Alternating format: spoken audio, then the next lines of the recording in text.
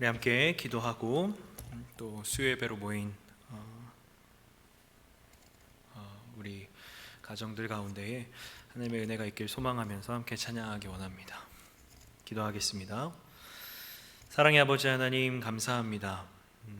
주님께서 우리를 사랑하심으로 우리를 주님 자녀 삼으시고 또 우리를 포기하지 않으시며 어려움 가운데에도 항상 우리에게 주의 말씀을 허락하시어 또 나아갈 수 있는 길을 열어주시고 또 그 길을 걸어갈 수 있는 힘을 주신 주님, 감사합니다. 우리가 삶 가운데에 참으로 어리석은 선택을 하고 또 죄악된 길을 걸어갈 때마다 우리를 깨우쳐 주시고 또 주의 말씀으로 새롭게 하신 주님, 오늘 또 주님의 은혜를 간절히 사모하오니 우리 가운데 함께 하시고 인도하여 주시옵소서. 감사합니다. 예수님의 이름으로 기도드렸습니다. 아멘. 우리 찬송가 90장 함께 찬양하겠습니다.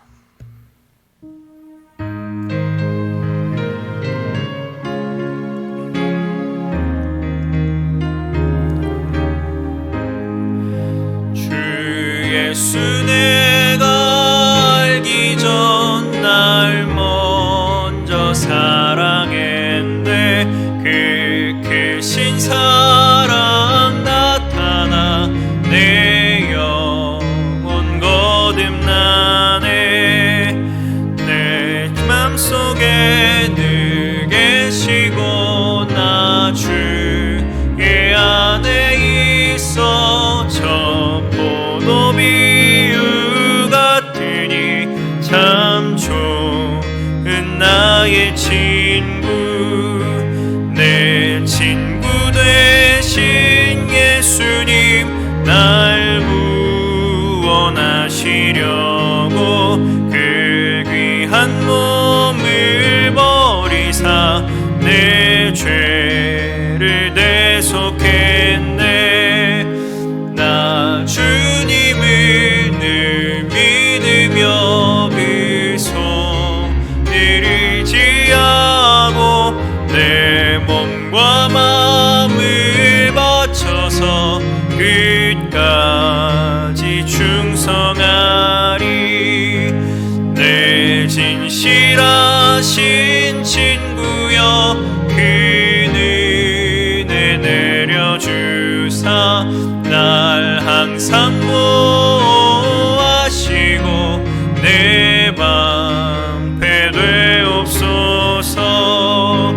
그 풍성한 참 사랑을 능히 끊을 소냐. 날 구원하신 예수는 참 좋은 나의 친구. 아멘. 우리 찬송가 310장 우리 한 장 더 함께 찬양하겠습니다. 찬송가 310장입니다.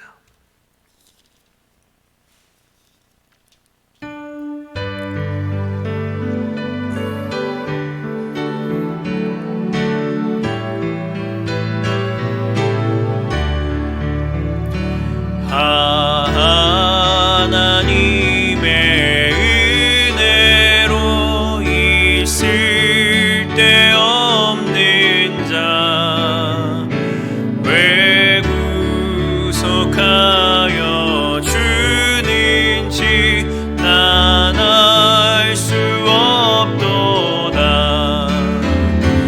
내가 믿고 또 의지함은 내 모든 형편 하시는 주님 늘 보호해 주실 것을 나는 확실히 아네.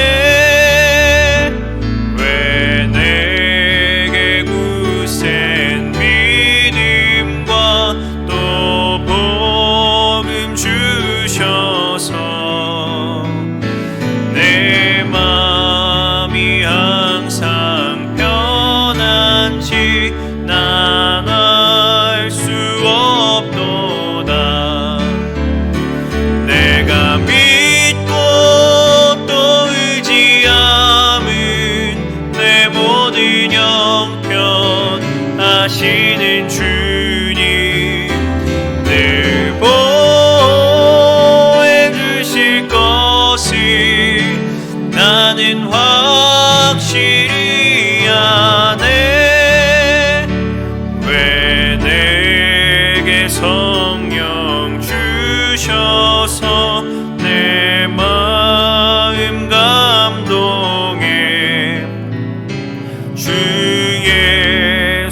믿게 하는지 난 알 수 없도다. 내가 믿고 또 의지함은 내 모든 형편 하시는 주님 늘 보호해 주실 것을 나는 확실히 아네. 주 언제 강림하실지 혹 밤에 혹 낮에 또 주님 만날 그곳도 난 알 수 없도다. 내가 믿고 또 의지함은 내 모든 형편 하시는 주님 늘 보호해 주실 것을 나는 확실히 아네. 아멘. 우리 이 시간 같이 함께 기도하기 원합니다. 오늘 기도할 때에 우리 주변에 또 아픈 지체들을 위해서 함께 기도했으면 좋겠습니다.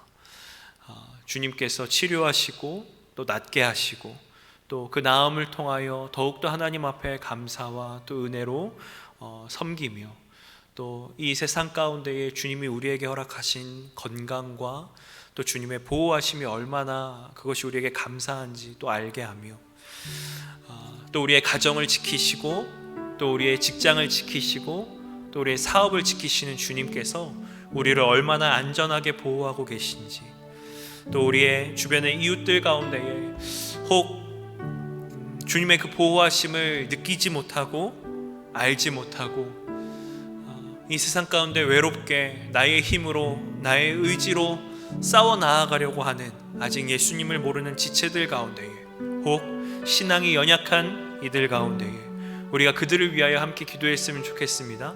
그래서 우리 교회가 정말 그들을 초청하고 또 예수 그리스도의 품으로 인도하고 또 주님의 증인으로서의 역할들을 감당할 수 있는 우리들이 될 수 있게 해달라고 우리 다 같이 합심하여 함께 기도하며 나아갑니다. 기도합니다.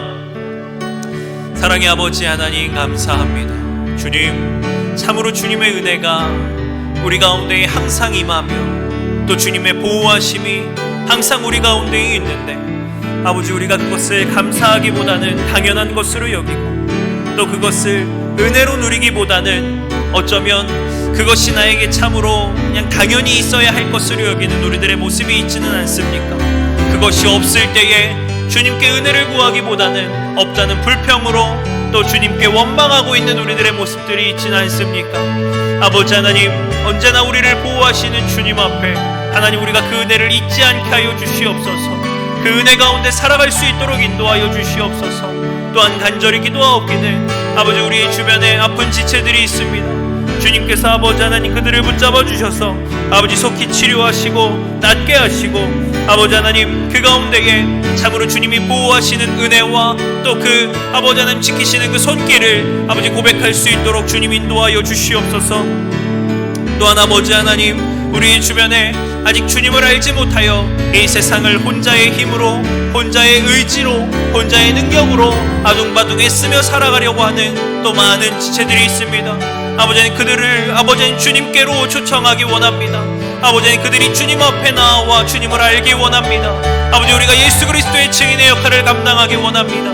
아버지 우리에게 은혜를 허락하시고 또 능력을 허락하여 주셔서 아버지 하나님 주의 복음을 증언하며 아버지 주님을 나타내며 아버지 하나님 그들에게 예수 그리스도를 소개하고 또 예수 그리스도가 우리를 위하여 이 땅에 오셨음을 아버지 하나님 그들에게 말하며 그들이 예수님을 만날 수 있도록 그 길을 안내할 수 있는 아버지 그 안내자의 역할로 또 증인의 역할로 살아갈 수 있도록 주님 인도하여 주시옵소서. 아버지 신앙이 연약한 지체들이 있습니다. 아버지 하나님 그들 가운데에 함께 하셔서 아버지 하나님 신앙으로 단단하여지고 아버지 주의 은혜로 세워져 갈 수 있는 우리의 지체들 될 수 있도록 인도하여 주시옵소서. 코로나19라고 하는 아버지는 어려운 상황 가운데에 아버지 우리가 더욱더 주님을 믿고 의지하며 따르며 아버지 세워져 갈 수 있는 우리들이 될 수 있도록 주님 인도하여 주시옵소서. 오직 주님만을 믿고 따르기를 원하오니 아버지 우리에게 이 시간 은혜를 허락하시고 함께하여 주시옵소서. 주님 감사합니다. 사랑의 아버지 하나님 감사합니다. 우리 가운데 허락하신 주님의 은혜가 있기에 우리가 오늘 하루를 또 살아갑니다. 그 은혜를 잊지 않게 하시고 그 은혜를 감사로 고백하게 하시고 또 그 감사함으로 우리의 삶을 살아감에 있어서 항상 주님과 동행하는 우리들이 될 수 있도록 인도하여 주시옵소서.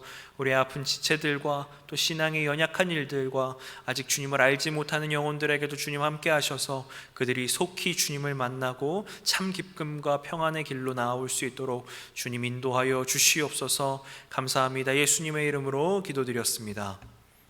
아멘. 오늘의 말씀은 누가복음 15장 말씀입니다. 누가복음 15장 29절부터 32절까지 말씀입니다. 누가복음 15장 29절부터 32절까지 말씀입니다. 제가 가진 성경으로는 신약 122페이지에 있습니다. 우리 한 목소리로 같이 읽겠습니다. 아버지께 대답하여 이르되 내가 여러 해 아버지를 섬겨 명을 어김이 없거늘 내게는 염소 새끼라도 주어 나와 내 벗으로 즐기게 하신 일이 없더니 아버지의 살림을 창녀들과 함께 삼켜버린 이 아들이 돌아오매 이를 위하여 살찐 송아지를 잡으셨나이다. 아버지가 이르되 예 너는 항상 나와 함께 있으니 내 것이다 내 것이로되 이 내 동생은 죽었다가 살아났으며 내가 잃었다가 얻었기로 우리가 즐거워하고 기뻐하는 것이 마땅하다 하니라. 아멘. 오늘 말씀은 여러분들이 잘 아는 일명 탕자의 비유라고 하는 예수님께서 설교하실 때 예화로 들으신 말씀의 내용입니다. 원래는 15장을 다 읽어야 하는데 15장을 다 읽기는 조금 기니까 맨 마지막에 있는 부분의 말씀만 읽었습니다. 오늘 설교의 제목은 나는 누구인가요? 입니다. 나는 누구인가요? 라고 하는 질문을 던지면 내가 누굴까? 내 이름밖에 생각이 떠오르는 게 없기도 한데 제가 이렇게 설교의 제목을 정한 이유는 과연 나는 어떤 위치에서 어떤 것을 말하는 사람인가 라는 것을 생각해 보기 위해서 이 제목을 정했습니다. 누가복음 15장 11절부터 32절까지 나오는 이 예화의 내용은 크게 3명의 등장인물이 나옵니다. 첫 번째는 2명의 아들입니다. 아버지 밑에서 성실하게 열심히 일하는 첫째 아들, 그러나 자신의 동생이 돌아오자 그것을 못마땅하게 여긴 아들이고요. 두 번째는 둘째 아들입니다. 아버지의 분깃을 내게 주소서라고 하면서 아버지가 돌아가시지도 않았는데 미리 유산을 달라고 하고 먼 나라에 가서 허랑방탕하게 그 모든 재산을 날려먹고 다시 아버지에게로 돌아온 둘째 아들입니다. 그리고 마지막은 아버지입니다. 아버지는 둘째가 말도 안 되게 자신의 재산을 가지고 갔지만 그래도 끈질기게 기다리면서 나중에 아들이 자신에게 돌아왔을 때 그 아들을 맞이해 줄 수 있는 하나님의 어떤 모습을 보여주는 그런 역할이 또 아버지의 모습이 있습니다. 그렇다면 이 이야기의 주인공은 누구일까요? 이 이야기의 주인공, 그냥 간단하게 생각하기에는 당연히 둘째 아들이지, 아버지를 떠났다가 아버지와 함께 있는 것이 감사함을 알고 그래서 다시 아버지께로 돌아온, 그래서 아버지의 집에서 함께 살게 된 이 둘째 아들이 바로 주인공이지라고 생각할 수도 있습니다. 또 한편으로는 첫째 아들이 주인공일 수도 있습니다. 또 어떤 설교를 들어보면 사실 진짜 탕자는 둘째 아들이 아니라 첫째 아들이었다라고 이야기를 합니다. 왜냐하면 둘째 아들은 아버지의 집에 거하며 아버지의 말씀에 순종하는 것 같았지만 정작 아버지가 진짜 원하는 게 무엇인지는 알지 못했다는 겁니다. 아버지가 원하는 것은 자신의 둘째 아들이 돌아오는 것인데 이 첫째 아들은 오히려 둘째 아들이 돌아오는 것을 못마땅하게 여기는 이 첫째 아들이 바로 탕자다, 이렇게 이야기하는 설교들도 있습니다. 분명 틀린 말씀은 아닙니다. 또 마지막 주인공은 아니다. 이 모든 이야기의 주인공은 바로 아버지다. 아버지는 이 첫째 아들, 탕자로서의 첫째 아들과 탕자로서의 둘째 아들, 이 두 아들이 전부 다 아버지의 뜻 가운데로 돌아오길 원하고 회복하길 원하는 아버지 하나님의 마음을 담고 있는 이 아버지가 진짜 주인공이다, 이렇게 볼 수도 있습니다. 세 가지 다 틀린 이야기가 아닙니다. 그렇다면 우리는 이 중에서 과연 나는 누구일까를 한번 생각을 해봐야 합니다. 일단 이 말씀을 들으실 때 우리가 중요하게 이렇게 놓치지 말아야 할 부분이 하나가 있습니다. 그게 뭐냐면 이 설교는 참 내 아들이 들어야 되는데, 내 딸이 들어야 되는데, 이 설교는 참 내 동생이 들어야 되는데, 우리 부모님이 들으셔야 되는데, 이렇게 다른 사람을 생각하게 하는 설교이기보다는 나는 누구였구나, 나는 지금 누구의 모습을 가지고 있구나 라고 하는 것을 생각할 수 있는 그런 시간이 되었으면 좋겠습니다. 먼저 이 11절부터 32절까지의 이 예화의 내용은 그냥 단순히 예수님께서 그냥 하나의 예화로만 설명하신 게 아니라 앞에 두 가지의 예화가 더 있습니다. 첫 번째는 3절부터 7절까지 잃어버린 양을 찾은 사람의 이야기와 또 8절부터 10절까지 잃어버린 드라크마를 찾은 여인의 비유, 이 두 가지의 비유와 함께하는 세 가지의 비유입니다. 그런데 이 세 가지의 비유를 예수님이 왜 말씀하셨는가를 보니까 앞에 1절과 2절을 한번 보겠습니다. 누가복음 15장 1절과 2절을 보니까 모든 세리와 죄인들이 말씀을 들으러 가까이 나아오니, 예수님이 설교를 하시는데 모든 세리는 누구예요? 로마에게 빌붙어서 이스라엘 백성들의 고혈을 빨아먹는, 이스라엘 백성들에게 세금을 걷는 그 사람들이 바로 세리죠. 모든 세리와 죄인들이 어떤 죄인인지를 말하지는 않지만 분명히 이스라엘 백성들이 보기에, 그리고 유대인들이 보기에 죄를 저지른 죄인일 겁니다. 이 죄인들이 말씀을 들으러 가까이 나아왔다, 이렇게 이야기를 합니다. 그러니까 지금 예수님이 앞에 이렇게 딱 있으면 그 앞에 세리와 죄인들이 이렇게 몰려와 있는 거예요. 근데 그들만 있는 건 아닙니다. 2절에 보니까 바리새인과 서기관들이 수군거려 이르되 이 사람이 죄인을 영접하고 음식을 같이 먹는다 하더라. 지금 여기에 보니까 지금 예수님의 앞에는 세리와 죄인들만 있는 건 아닌 것 같습니다. 바리새인과 서기관들도 그들 앞에 있고 그들 앞에서 수군거리고 있는 겁니다. 무엇을 수군거리냐면, 저기 예수라는 사람 있지? 저 사람 보니까 율법도 잘 알고 또 율법을 어기는 것도 없어. 그러면은 그렇게 깨끗하고 말씀을 잘 지키는 사람이면 우리랑 어울려야 되는 거 아니야? 근데 저 사람 보니까 맨날 죄인들이랑만 같이 다니고 죄인들이랑만 밥 먹고 그래. 그러면 쟤도 죄인이지 별거 있냐? 근데 지가 뭐라고 하나님의 말씀을 전한다고? 이러면서 막 수근거리고 있는 거예요. 그러니까 보면 예수님 앞에는 세리들과 죄인들과 서기관과 바리새인들이 있는 겁니다. 그 상황에서 예수님이 말씀을 전하십니다. 이 말씀은 아까 말씀드렸듯이 세 가지의 예화를 통하여서 말씀을 하고 계십니다. 이 세 가지의 말씀을 보면 첫 번째는 어떤 사람이 양 100마리가 있는데 한 마리를 잃어버리면 99마리의 양을 두고 찾아낼 때까지 찾다가 찾아내면 벗과 이웃을 불러서 함께 즐기자, 내가 잃은 양을 찾았다, 이렇게 이야기를 한다는 거죠. 이것이 무슨 내용이냐면 7절에 보니까 내가 너희에게 이르노니 이와 같이 죄인 한 사람이 회개하면 하늘에서는 회개할 것 없는 의인 99으로 말미암아 기뻐하는 것보다 더하리라, 이렇게 이야기를 합니다. 그러니까 이 잃어버린 양은 하나님을 떠나고 하나님 앞에 거하지 못하는 말 그대로 길 잃어버린 양을 양이 스스로 찾아온 것이 아니라 이 양의 주인이 한참을 찾아 헤매다가 그 양을 찾아서 데리고 왔을 때 그때 기뻐하는 것에 대한 이야기를 하는 겁니다. 그러니까 사실 첫 번째 예화에서 죄인들이 스스로 돌이켜서 스스로 하나님 앞에 나오는 것을 이야기하는 것이 아니라 하나님이 찾아가시고 하나님이 찾아오시는 것을 이야기하는 겁니다.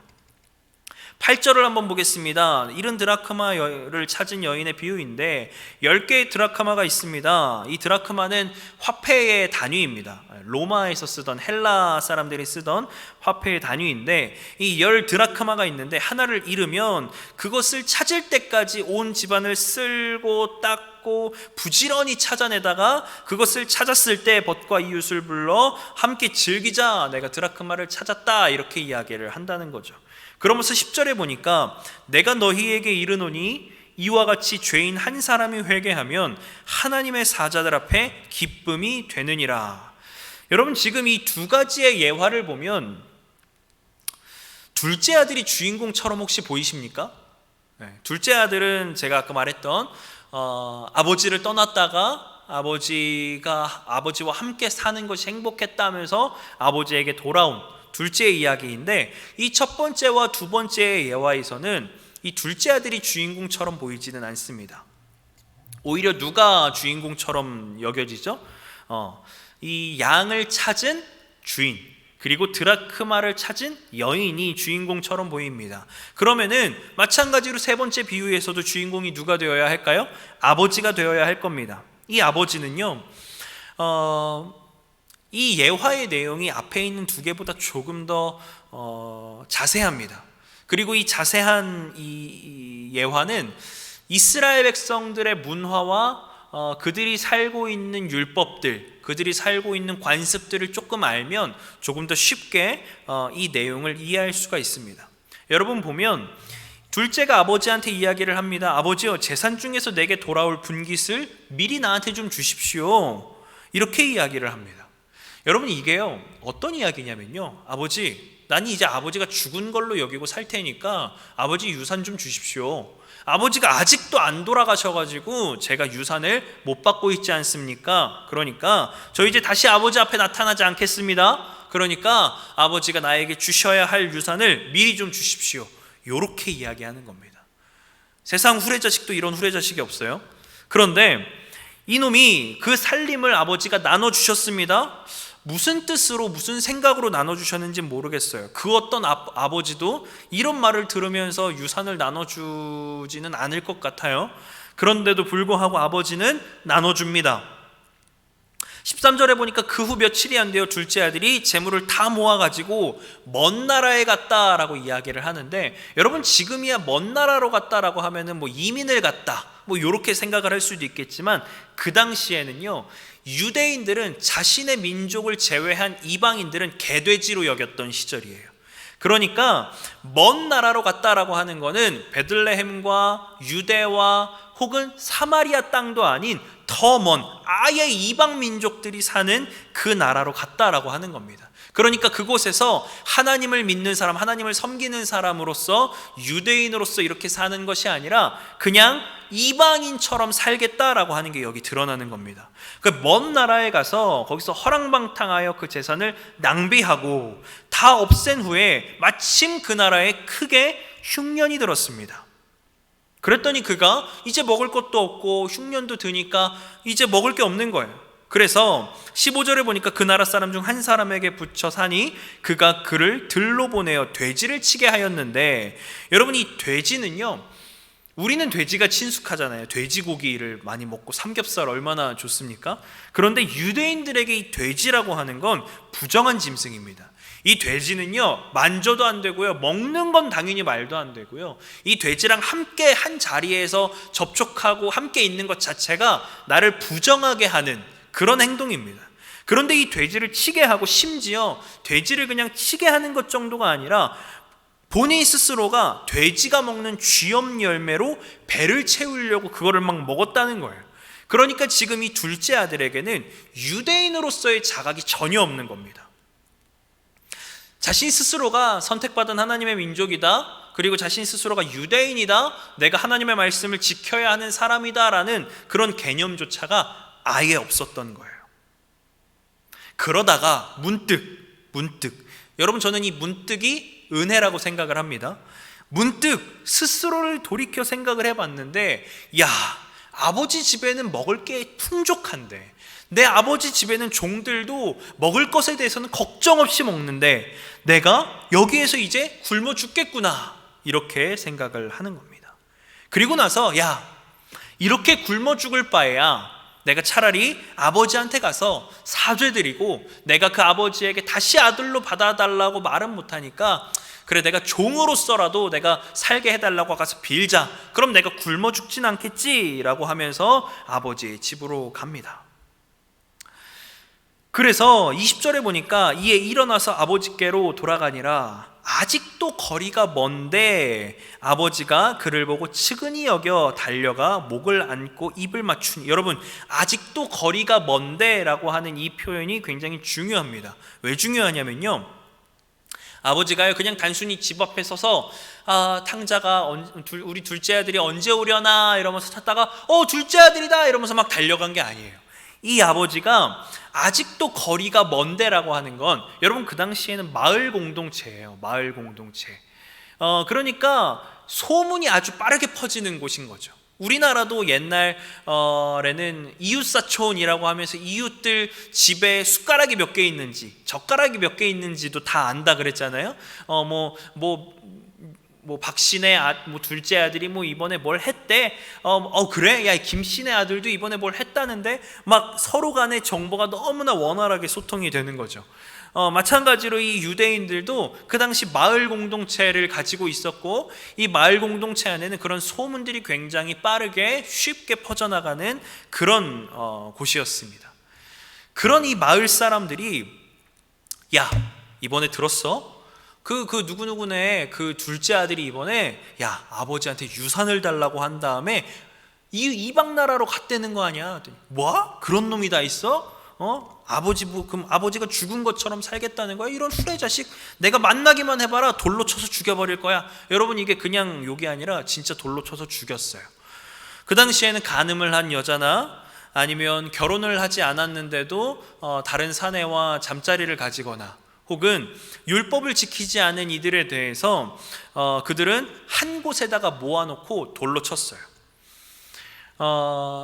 그러니까 예수님을 잉태한 마리아도 그 당시에 요셉을 자신의 정혼남으로 정혼자로 두고 있었고, 그리고 이 요셉이 만약에 나는 마리아와 동침한 적이 없습니다, 저 아이는 제 아이가 아닙니다 라고 남성들의 그 커뮤니티에다가 말을 하는 순간 마리아는 그대로 마을 중앙으로 끌려 나와서 돌을 맞아 죽을 수밖에 없는 상황인 거예요. 그래서 요셉은 의로운 사람이라 잠잠히 끊고자 하여 라고 하는 게 마리아가 돌에 맞아 죽는 것을 그냥 둔 겁니다. 그냥 아무에게도 말하지 않고 그래 그냥 마리아랑의 관계는 여기까지 정리하자, 그냥 이렇게 생각을 했는데 천사가 나타나서 이제 요셉의 오해를 풀어준 거죠. 그것처럼 그 당시에는 죄를 지은 자들에 대해서는 마을 한 공터에다가 몰아놓고 마을 사람들이 전부 다 돌을 쳐서 죽이는 어떤 그런 문화가 있었습니다. 마찬가지로 이 둘째 아들도 아버지가 없이 그냥 마을 안으로 들어왔다가는 쟤 누구야? 쟤 누구누구 집 둘째 아들 아니야? 저 자식, 야, 저 자식 끌고 와! 이래가지고 막 끌고 와가지고 돌에 맞아서 죽을 수도 있다라고 하는 거죠. 아버지는요, 이 둘째 아들이 돌아올 것을 기대하고 소망하면서 그냥 기대하고 소망하면서 집에만 있는 것이 아니라 항상 매일매일 해가 질 때까지 마을 외곽까지 나가서 아들을 기다린 겁니다. 왜냐하면 아들이 돌아왔을 때 자기가 제일 먼저 발견해야 했기 때문입니다. 아들이 돌아왔을 때 이 아들을 제일 먼저 발견하고 얘는 내 아들이야 라고 다시 이를 아들 삼아야지 탕자가 살 수 있었어요. 아버지는 그래서 아직도 거리가 먼데 이 아들을 발견하고 그 누구보다도 먼저 발견하고 이 아들에게 가서 이 아들의 목을 안고 입을 맞추고 그에게 좋은 옷을 내어다 입히고 손에 가락지를 끼우고 발에다가 신을 신겨라. 이는 종도 아니고 나에게서 버려진 아들도 아니고 이는 내 아들이다 라고 하는 것을 마을 사람들에게 전부 다 공표하는 거죠. 그래서 이 아버지는 단순히 나 기분이 너무 좋다, 그러니까 송아지 잡자, 야 마을 사람들 다 불러라, 축제다, 이게 아니라 마을 사람들에게 공표하는 겁니다. 이 둘째 아들은, 이 아이는 내 자식이야.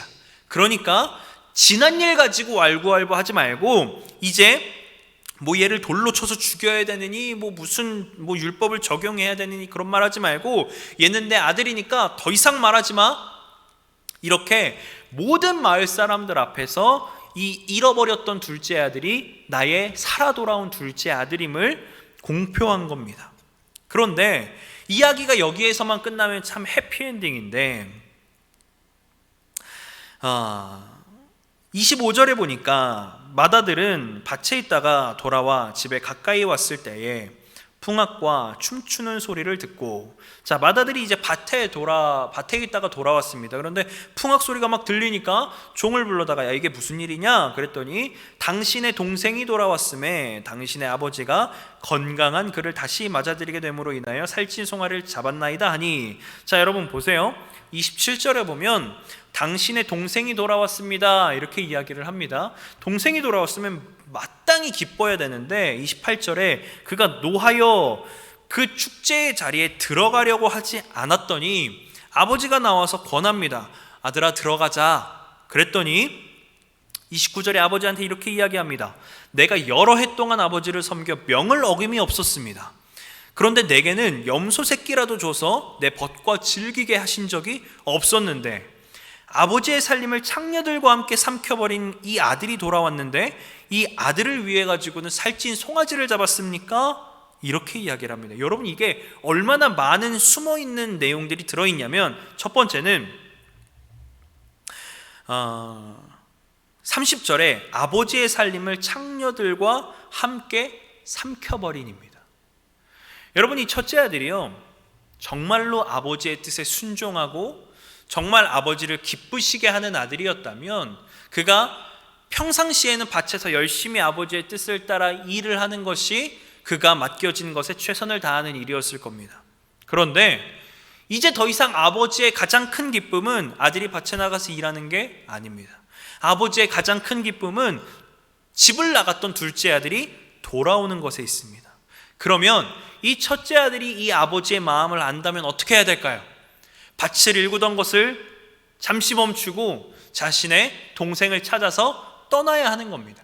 비록 내 스스로 느끼기에는 이 둘째 아들의 행동이 너무 잘못되고 또 그것이 나에게 너무나 분노가 되고 화가 나서 그냥 둘째 아들이 그냥 거기서 죽어버려도 나는 더 이상 화가 나지 않지만, 그래도 아버지께서 원하시니 내가 아버지의 뜻을 위하여 둘째 아들을, 내 동생을 찾으러 가야 되겠다, 이렇게 생각을 하는 것이 마땅히 맞는 일입니다. 그런데 이 첫째 아들은요, 자신의 동생을 찾으러 가지 않습니다. 더 놀라운 건 뭔지 아세요? 이 첫째 아들은요, 자신의 동생이 무슨 일을 어디에서 어떻게 하고 있는지 알고 있었다는 거예요. 그러니까 자신의 동생이 돌아왔다는 이야기를 들었을 때 그래요? 걔 지금까지 어디서 뭐 하고 있었대요? 어떻게 안 죽고 아직까지 살아 있었대요? 이렇게 동생의 어떤 지난 일들을 묻는 것이 아니라, 아버지의 재산을 창녀들과 함께 삼켜버린 제가 돌아왔는데 라고 이야기를 하는 거예요. 그러니까 이 첫째 아들은 자신의 동생이 어디에서 무엇을 하고 있는지 알았다는 거예요. 매일매일 마을의 바깥 외곽에 나가가지고 아들을 매일매일 찾으며 기다리는 아버지의 모습을 알고 있고 보고 있었으면서도 그 모습을 외면한 거예요. 왜냐하면 나랑 상관없기 때문입니다. 나랑 상관 있는 건 뭐예요? 아버지만 나랑 상관 있는 거예요. 나에게 재산을 주고 또 나의 아버지이고 또 나에게 명령을 하고 하는 이 아버지만 나에게 중요하고, 집을 나가버린 둘째 아들은 뭐 쥐가 나갔는데 뭘 어쩌겠어 라고 하면서 그냥 버려버리는 거예요. 아버지의 뜻과는 전혀 상관없이 내가 하고 싶은 것만 하는 탕자입니다. 여러분, 29절에 보니까 내가 여러 해 아버지를 섬겨 명을 어김이 없거늘 이렇게 이야기합니다. 여러분, 마치 바리새인과 서기관들을 이야기하는 것 같습니다. 바리새인과 서기관들은요, 율법에 있어서는 타의 추종을 불허할 정도로 아주 열심히 율법을 지켰습니다. 그리고 만약에라도 부지 중에라도 내가 그 율법을 어겼다면 그 어긴 것에 대한, 나를 부정하게 한 것에 대해서 정결의식을 꼭 행했고, 어디에 가서도 나는 부정하지 않은, 나는 의로운 자임을, 나는 정결한 자임을 나타내고 돌아다녔습니다. 그러니까 누가복음 15장 2절에서도 야, 예수 봐, 쟤 뭐 말씀도 잘 알고 뭐 이렇게 뭐 죄도 안 짓고 이렇게 율법을 잘 지킨다고는 하는데 맨날 죄인들이랑 놀아나잖아. 우리처럼 쟤네들은 그냥 무시하고 우리 정결하고 깨끗한 사람들끼리만 모여야 되는데 쟤는 안 그런단 말이야. 마치 첫째 아들을 보면 서기관과 바리새인의 모습과 같습니다. 31절에 보니까 아버지가 이렇게 이야기합니다. 아버지가 이르되 너는 항상 나와 함께 있으니 내 것이 다 내 것이로 돼. 이 내 동생은 죽었다가 살아났으며 내가 잃었다가 얻었기로 우리가 즐거워하고 기뻐하는 것이 마땅하지 않느냐. 이렇게 아버지가 이야기하는 것으로 내용이 끝납니다. 여러분, 아버지의 관심은요 온통 어디에 있냐면 잃어버린 영혼에게 있습니다. 아버지의 관심은요, 죄송합니다, 교회를 열심히 섬기는 것에 있지 않습니다. 너무 죄송하게도요, 교회를, 예배당을 깨끗하게 청소하는 것에 있지 않습니다. 이렇게 말하면 너무 극단적이게 들리겠지만, 교회를 섬기는 우리가 예배당을 청소하는 것은 당연하고, 또 각 성도들과 함께 교제하고 나눔을 하는 것은 너무나 지극히 자연스럽고 좋은 일입니다. 그런데 잃어버린 아들에 대한 관심이 없는 예배당을 청소하는 헌신과 잃어버린 영혼에 대한 관심이 없는 우리 교회 꾸미기, 우리 교회의 시스템, 우리 교회의 활동, 우리 교회의 어떠한 재정, 우리 교회의 어떠한 프로그램, 이것은 중요한 것이 아닙니다. 나중에 우리가 하나님 나라 천국에 가서 이렇게 이야기할지도 모르겠습니다. 하나님, 제가 하나님을 위해서 정말 열심히 섬겼어요. 제가 하나님을 위해서요 매일매일 교회에 나왔고요, 매일매일 새벽 예배 빠지지 않았어요. 또 교회가 더러우면 누구보다 솔선수범해서 교회를 청소했고요, 목사님 제가 얼마나 잘 섬겼는데요. 그리고 제가 교회 성도들이랑의 어떤 그런 친목을 위해서 또 제가 가지고 있는 돈도 얼마나 많이 썼는지 몰라요. 하나님 다 아시죠? 하나님은 이렇게 이야기합니다. 그래, 다 안다. 너의 수고도 알고 너의 헌신도 안다. 그런데 내 동생은 어디 있니? 라고 물어보신다면, 그리고 만약에 우리가 그러한 잃어버린 동생에게 관심이 없는 사람이라면, 우리는 아버지의 가장 큰 관심과 가장 큰 기쁨과 아버지의 가장 큰 즐거움은 무시한 채로 나 스스로의 만족을 위해 교회에 헌신하고, 나 스스로의 나의 정결함을 드러내고, 내가 신앙이 이렇게 뛰어난 사람이야를 나타내는 내가 세운 기준과 내가 세운 만족 안에서 하나님과 상관없는 그런 열심을 우리가 가지고 있지 않나 생각해 봐야 합니다. 코로나19로 인해서 벌써 1년이 넘는 시간 동안 우리가 제대로 모여서 교회에서 예배드리기가 어렵습니다. 제가 자가격리를 2주 동안 해본 경험을 통해 집에서 예배를 드리는 것이 얼마나 힘든 일인지를 알게 됐습니다. 저는 전도사이고 강도사이다 보니까 당연히 교회에 나와서 예배를 했고 찬양 인도를 했습니다. 쉽게 말했습니다. 여러분, 옷을 정결하게 또 깨끗하게 교회에 나오는 것처럼 옷을 갈아입으시고 또 잘 씻으시고 교회에 나와서 예배드리는 것처럼 TV 앞에 앉아서 하나님께 예배하시기 바랍니다. 그런데 막상 자가격리를 하면서 TV를 통해서 예배를 드리려고 하다 보니까 그것을 지키기가 참 쉽지 않다라고 하는 것을 알게 됐습니다. 그래도 저는 2주 정도밖에 그렇게 예배를 드리지 않아서 이게 참 힘들구나, 빨리 교회 나가서 예배 드리고 싶다라고 하는 생각을 했지만, 이것이 1년 이상 지속되신 분들에게는 이제는 이것이 너무나 익숙하고 자연스러운 모습들이 아닐까 싶기도 합니다. 만약 우리가 코로나19로 인하여 어쩔 수 없이 교회에 나와서 예배드리지 못하는 상황들 때문에 가정 예배를 드리게 되었다면, 어쩌면 내가 지금 둘째 아들과 같은 위치에 있지 않나라는 것을 생각해 봐야 합니다. 물론 아직 조심할 때이고, 물론 아직 우리가 방심하면 안 되고, 또 우리가 열심히 방역 수칙을 지키거나 또 교회 가운데에 어떤 코로나 바이러스가 퍼지지 않기 위해서 내 개인의 삶 또한 조심하고 조심해야 할 겁니다. 그런데 이제 우리가 예배당에 나와서 예배를 드리게 되는 때가 왔을 때, 그때 그것이 나에게 귀찮고, 그때 그것이 나에게 번거롭고, 그냥 온라인 예배 드리는 때가 편했는데 라는 생각을 하게 된다면 우리는 정신을 차려야 합니다. 아버지는 아버지와 상관없는 삶을 살고 있었을 그때에도 둘째 아들을 기다렸습니다. 그때 아빠한테 내가 용기를 내가지고 유산 달라고 한 게 정말 잘한 거야. 내가 덕분에 지금 이렇게 즐겁고 행복하잖아 라고 창기들과 그렇게 말하고 있을 때에도 아버지는 아들을 기다리고 있었습니다. 마찬가지입니다. 우리 아버지 하나님은 지금도 여전히 저와 여러분들을 기다리고 계십니다. 여러분, 과연 나는 누구일까요? 첫째 아들일까요? 둘째 아들일까요? 혹은 아버지 하나님의 마음을 어떻게든 지켜드리기 위해서 아버지의 기뻐하시고 행복해 하시는 모습을 또 우리가 발견하고 또 그것이 나의 기쁨이 되는 것을 알아서 첫째 아들과 둘째 아들 그 모습도 아닌 정말 아버지가 기뻐하시는 모습의 아들로서 살아가고 있는 그런 모습들이 우리에게 있는지 우리가 한번 우리의 모습을 되돌아봐야 할 것 같습니다. 그래서 이제는 그냥 처해지는 상황 속에서, 당면한 상황 속에서 그냥 그렇게 살아가는 내가 아니라 하나님이 무엇을 기뻐하실까? 하나님이 원하시는 것이 무엇일까? 지금 이 시국에, 이 때에 내가 해야 할 것은 무엇일까? 하나님이 어떤 것을 기뻐하실까?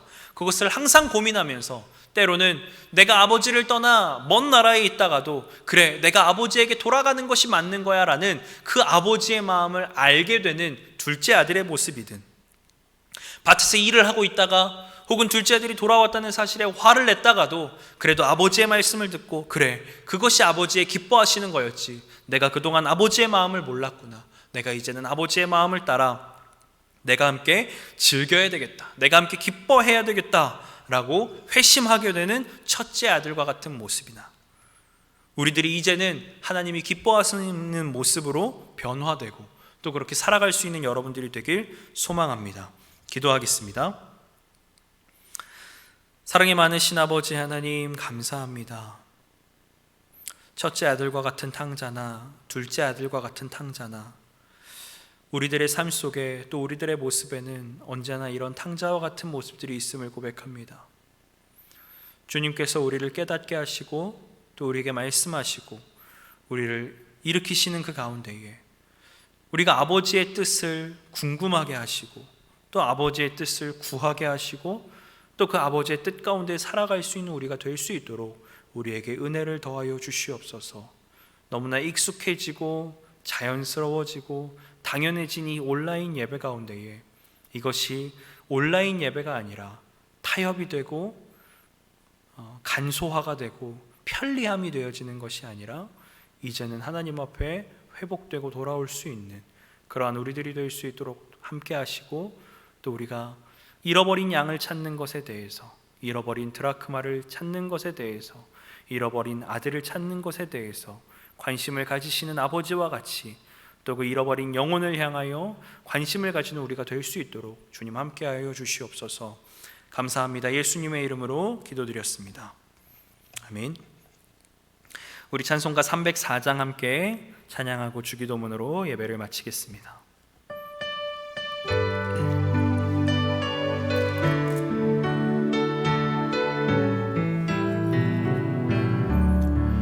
그 크신 하나님의 사랑 말로 다 형용 못하네. 저 높고 높은 별을 넘어 이 낮고 낮은 땅 위에 죄범한 영혼 구하려 그 아들 보내사 화목제물 삼으시고 죄 용서하셨네.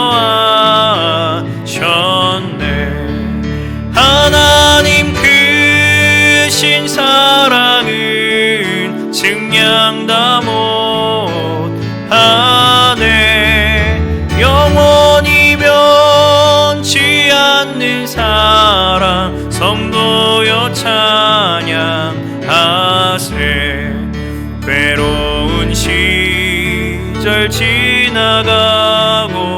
땅 위에 영화 쇠할 때 주 믿지 않던 영혼들은 큰 소리 외쳐 울어도 주 믿는 성도들에게 그날 베푸사 우리의 죄 사했으니 그네 잊을까. 하나님 크신 사랑은 증량 다 못하네. 영원히 면치 않는 사랑 성도여 찬양하세.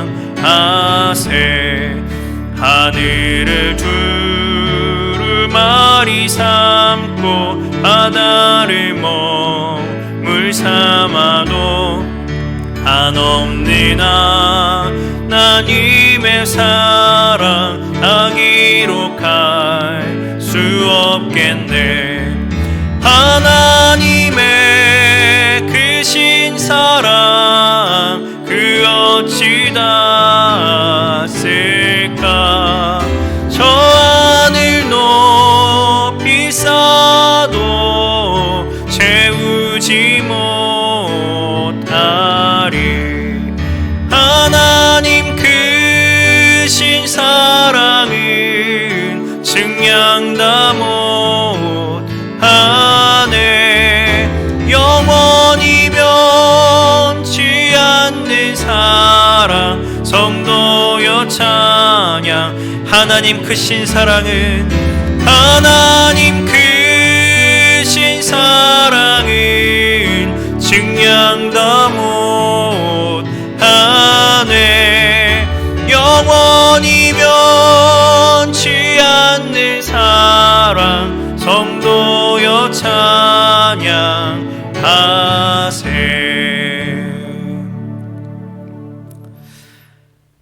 하늘에 계신 우리 아버지여, 이름이 거룩히 여김을 받으시오며 나라의 임하옵시며 뜻이 하늘에서 이룬 것 같이 땅에서도 이루어지이다. 오늘날 우리에게 일용할 양식을 주옵시고 우리가 우리에게 죄 지은 자를 사하여 준 것 같이 우리의 죄를 사하여 주옵시고 우리를 시험에 들게 하지 마옵시고 다만 악에서 구하옵소서. 대개 나라와 권세와 영광이 아버지께 영원히 있사옵나이다. 아멘.